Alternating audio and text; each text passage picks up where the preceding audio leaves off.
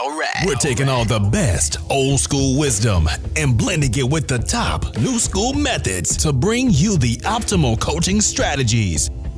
This is the 80-20 Baseball Podcast with Coach Bo.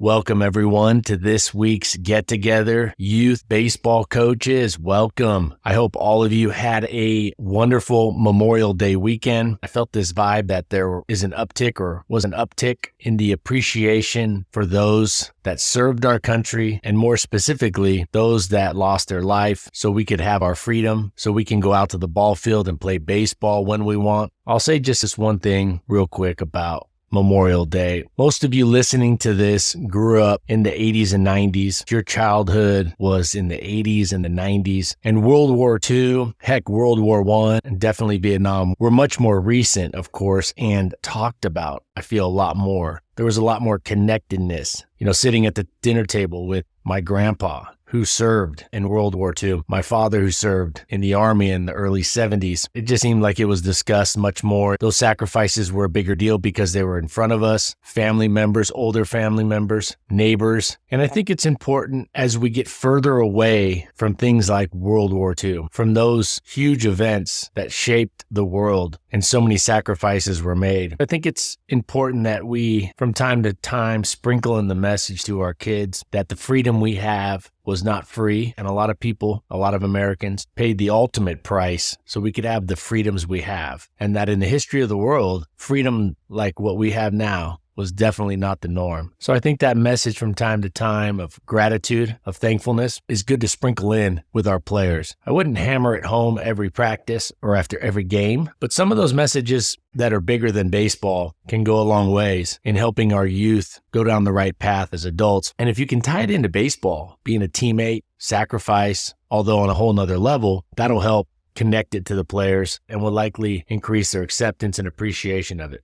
So with that said, let's dive into this week's episode. We're going to talk about a tip, actually a tip and a half, to help our players prepare for the next level. I'll discuss an end of the season task and end of the season suggestion for all of us coaches. I have a coaching quote of the week that I think you all will appreciate and that will help to better mold our coaching mindset when we're out there with our players so our players can get better faster. I only have one ask. There's no commercials or advertisements on this. I've turned down requests to plug products, to have people come on and sell their product. So the best way to support this podcast is to get it out there, to leave it a review, if you wouldn't mind. So leaving it a quick review and send the link to a friend or family member. All right. A hitting tip that can help prep the players for the next level. This is a hitting tip and a half that can help prep players for the next level. Now, I say half because we've discussed the second tip a little bit here. We're going to dive in a little deeper with there being a little bit more of a detailed discussion right now. Okay, a hitting tip for our kids.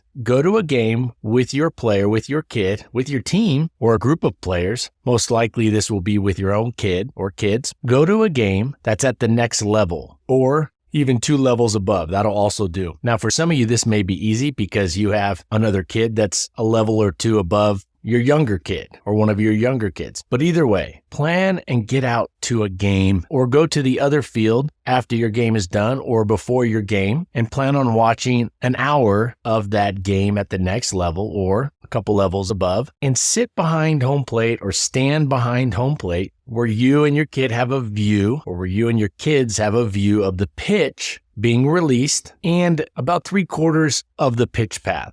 Ideally, if you could see the whole pitch path, that's great. But usually the hitter, the catcher, the umpire can block the last 10 feet or so from the spectator area behind home plate. Ideally, you're not too elevated, like up high in the bleachers, just high enough to see the release point clearly and the pitch path. If you need to be offset a little to the side, that works. Although with right-handed and left-handed hitters coming up, you might have to rotate to see that pitch path more clearly. And here's what we're going to do. We're simply going to tell our kid or kids whether there are less than 2 strikes or 2 strikes. And they could just follow along with the count in the game, but it's not necessary. You can just say, all right, these next 10 pitches, we're in our less than 2 strike swing decision mode, hitting approach mode. We are in plan A. And then we'll tell our kid or kids to say swing or take as quickly as they can and as accurately as they can. I think the emphasis should be on how fast they can say swing or take early on and then fine-tune the accuracy. Swing decision is the most important thing for hitters. I was just listening to a Ted Williams, Tony Gwynn interview, two of the greatest hitters to ever pick up a baseball bat. And in the interview, they said the most important thing, the main thing, is to get a good pitch to hit. Not only that,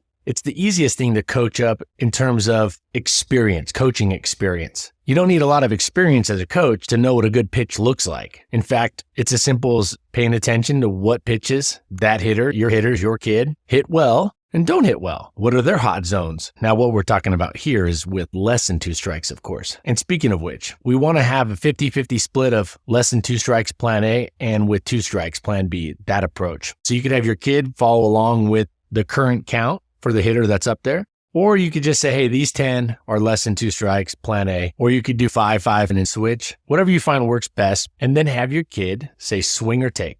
Swing, take, as quickly and as accurately as they can. Now, of course, they're not going to wait until the pitch crosses the plate. By then, it would be too late to swing. They're acting as they're the hitter, and they're trying to make faster swing decisions because the speed of the pitch at that next level, of course, is faster. And the next level may have a pitcher throwing different pitches, maybe a breaking ball more often, which is going to start out a little bit higher or a little bit left or right to where it's going to end up at the plate. So we're prepping our player for making better swing decisions at the next level. I wouldn't burn this one out.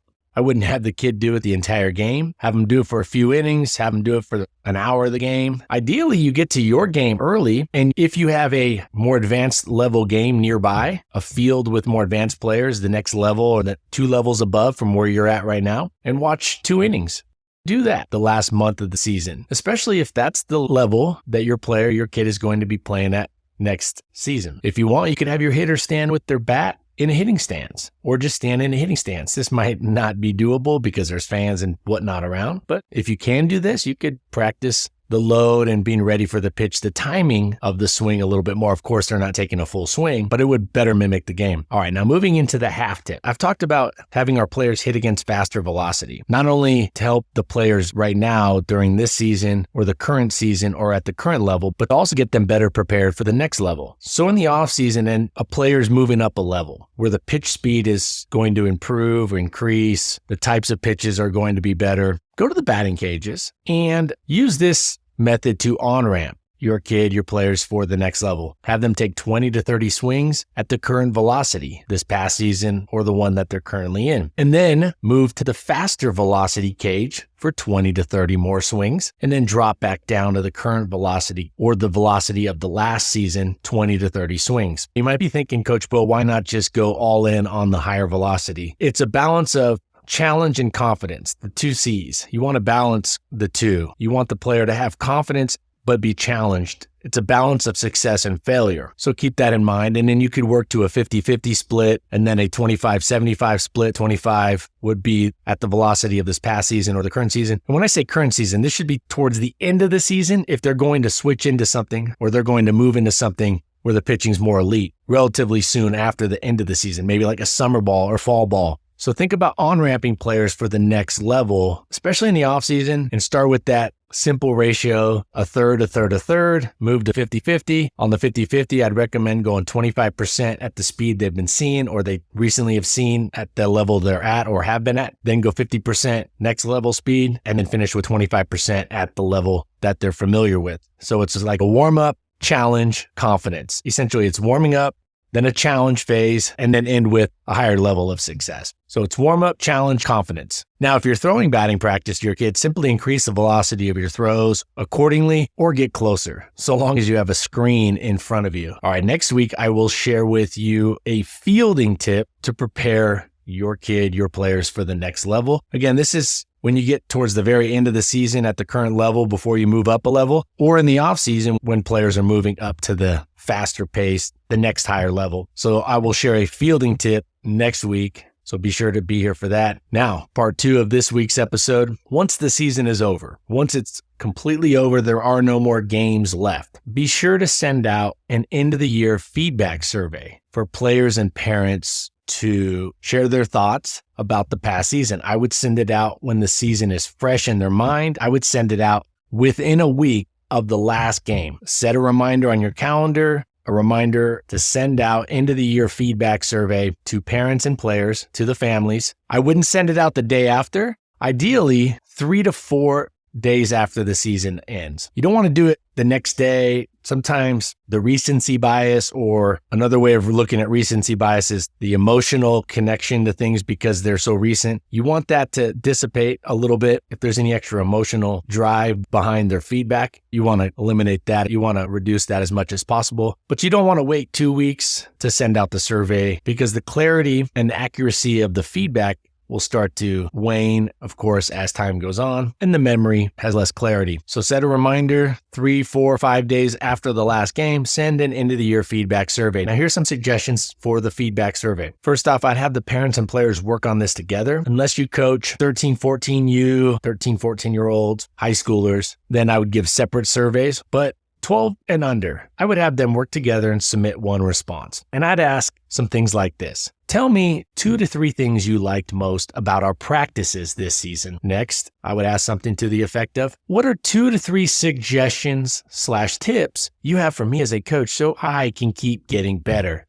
Word it so the parents and players know to be specific with their suggestions and tips. Next, I would ask something to the effect of, what are 2 to 3 specific things that the player is going to work on between now and next season? This is as much for them as it is for you. But if you coach them next season, now you know what to expect them to have improved on at least a little bit before next season starts. But more importantly for them, they put it in writing, a few things, a few goals they have to get better at, to work on before the next season. Gives them more clarity on what they need to do in the off season. And my last suggestion is to have an open-ended part at the end saying something like, please provide any other feedback. So be sure to send out an end of the year feedback survey. I would do it no earlier than 3 days after the season, but I wouldn't wait more than a week. So hit that window. And then when you get your feedback, look for commonalities. Look for commonalities. When you do ask these questions, word it so they provide the why. What are 2 things they liked most about practice this season, and why? What are 2 suggestions or 3 suggestions or tips they have for you as a coach or for me as a coach so I can keep getting better? And why do they have those suggestions? Why do they have those tips? What's the reasoning behind that? And that'll reduce the feedback that stems from, I just didn't like it, or I didn't think it was fair, or things like that really aren't grounded in reason, logic, evidence, etc. All right, now I would take this feedback and look for commonalities. Look for those things that were said the most and start there with your off-season prep plan or your plan for next year to get better. Or if you're mentoring another coach or helping out another coach, you can use that feedback that you got to help kind of say, hey, these are some of the things that I learned from my players and their parents about what they liked best and didn't like best, or they thought was most helpful, etc.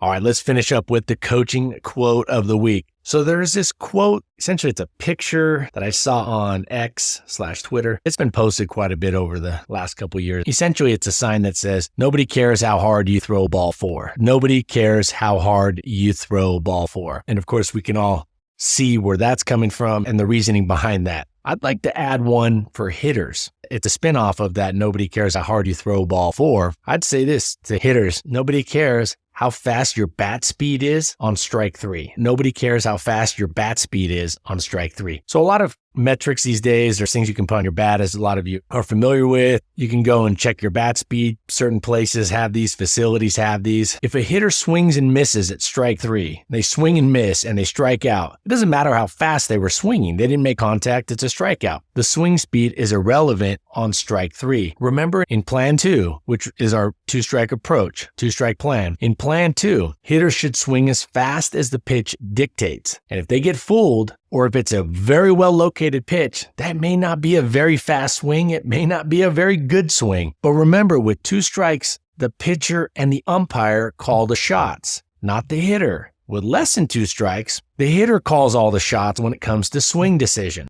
When it comes to swing decision with 2 strikes, the pitcher and the umpire call the shots. And thus, it's not the hitter's decision or choice to swing 100% with 2 strikes if that pitch is very well located, or if the umpire has a big zone, which a lot of times they do at the youth level. Might just have to reach out and foul it off, 50% swing. So the quote to pitchers, nobody cares how hard you throw ball 4. We can use this with hitters. Nobody cares how fast or how hard you swing on strike 3. Doesn't matter how cool you look, how beautiful your swing is if you miss it with strike 3. Now, with less than 2 strikes, hitters should not swing weak, as we've talked about many times here. It should be a good full swing, not an overswing, but a good full swing with less than 2 strikes. You're not just trying to put it in play with less than 2 strikes. Better to swing and miss than hit a weak ground ball back to the pitcher or to an infielder, make an easy out. All right, so that quote of the week was one that I came up with as a spinoff of a great message that I saw from some other coaches regarding trying to chuck it real hard and look cool on the mound and walking everybody. And I just, of course, moved it over to the hitting side. And I got to thinking about this. Yesterday, I was watching MLB TV and they had the 4 games on at one time, which is great because I grew up watching baseball on a 19-inch Zenith pixelated. I'm watching these 4 games on a 65-inch. Each one of these is bigger and better than that 19-inch Zenith that I watched back in the day, and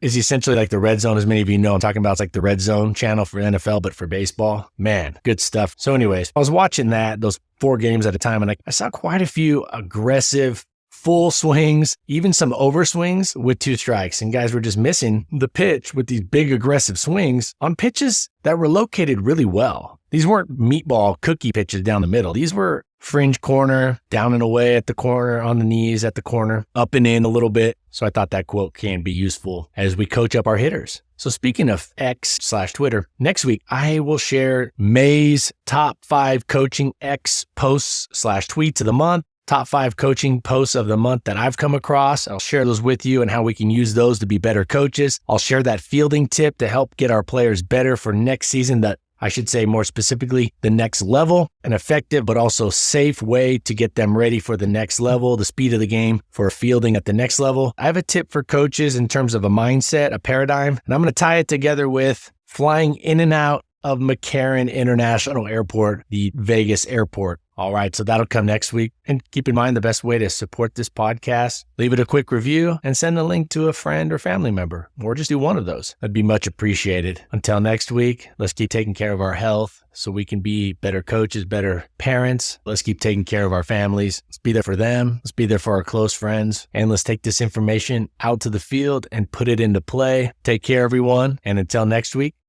adios. This has been the 80/20 Baseball Masterclass. Take it to the field.